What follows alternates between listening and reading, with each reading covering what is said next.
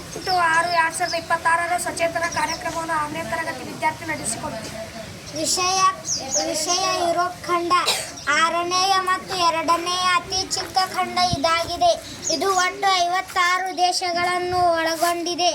ಇದರ ಉತ್ತರಕ್ಕೆ ಆರ್ಕ್ಟಿಕ್ ಸಾಗರ ಮತ್ತು ಪಶ್ಚಿಮಕ್ಕೆ ಅಟ್ಲಾಂಟಿಕ್ ಸಾಗರ ಮತ್ತು ದಕ್ಷಿಣದಲ್ಲಿ ಮೆಡಿಟರೇನಿಯನ್ ಸಮುದ್ರ ಮತ್ತು ಪೂರ್ವಕ್ಕೆ ಏಷ್ಯಾ ಖಂಡವನ್ನು ಹೊಂದಿದೆ.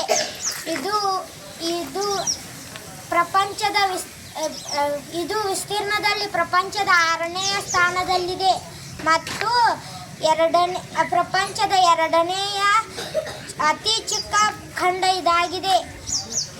ಇದರ ವಿಸ್ತೀರ್ಣ 10.4 ಮಿಲಿಯನ್ ಚದರ ಕಿಲೋಮೀಟರ್ಗಳು.